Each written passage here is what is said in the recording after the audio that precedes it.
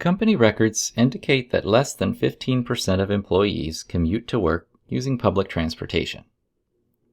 You suspect this is incorrect, and for a sample of 172 employees, and find that 7% of them take public transportation to work. Test the claim using a 10% level of significance. What type of test will be used in this problem? Well, to decide the type of test that will be used here, we need to first identify what the claim is. So it says to test the claim, so we need to figure out what that is. And I would say it's probably the statement in the first sentence. So company records indicate that less than 15% of employees commute to work. Yeah, using public transportation. So less than 15% of employees commute to work. So I think that's our claim. And if that's our claim, if we write it a bit more mathematically, we're saying that there's a percentage of something. So I'm going to use the letter P here for percentage. And it's less than 0.15. So if I'm testing a percentage, what we say there is we are testing a proportion. So a test for a proportion. Now, what evidence justifies the use of this test? So check all that apply. Now, in order to do this test, it's sort of based off of binomial distributions. Well, in fact it is, but we're going to make things easier and use the normal approximation to binomials. And the normal approximation requires one thing, that n times p and n times q are both larger than 5. So we need to really we need to check that out and make sure that's true. So to check that out, we have a sample of 172 employees. So that's the value of n. So n is 172.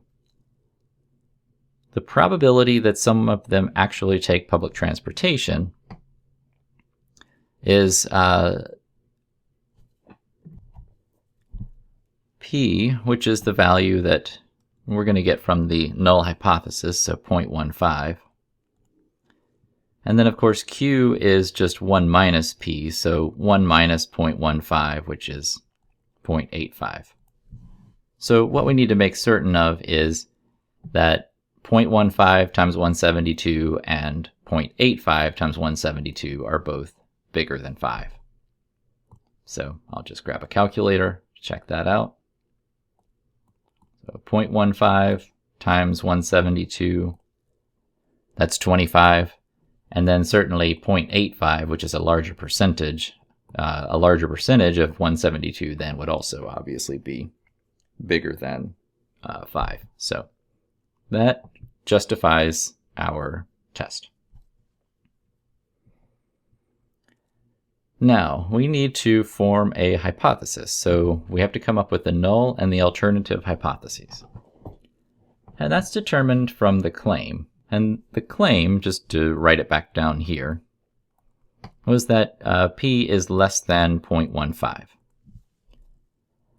And there's no statement of equality there, so that's going to go in the alternative hypothesis. As anytime there's a statement of equality, whether it's equals, greater than or equal, less than or equal, those all go into the null. And if there's no statement of equality, those go into the alternative. So I'm going to mark that that was my claim. And the null, you can use the complement. So you can say p is greater than or equal to 0.15. That's perfectly okay. But it's actually becoming more common just to leave the null as always an equal sign. It doesn't change how you do the test. So that's perfectly fine. Now, is the original claim located in the null or alternative hypotheses? Well, this was already stated. The claim was in the alternative, so it's in H1. What is the critical value for the given statistics? So to find the critical value, we're going to use the calculator.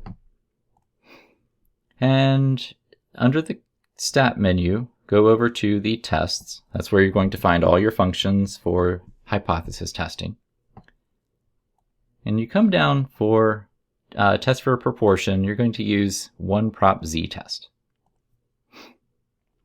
So P0, this is the value of P from the null hypothesis. X, this is the number of items that favor the event from the sample. So let's go back to the problem and see here. Well, we had a sample of 172 employees, so 172. And then we're told that 7% of them take public transportation. So we need 7% of 172. So that's 12.04. And this kind of presents a little bit of an issue for from the calculator. And what you would have to do, it won't allow you to use a non-integer value for x or n. So we just round this to the nearest integer, and that's fine. Now, the next statement is looking for the type of test that we're using. And the type of test comes from the symbol in the alternative hypothesis. And in this case, it's a less than, so it means it's a left-tailed test. So we'll check that, and then press calculate. So the value here for the test statistic is negative 2.95.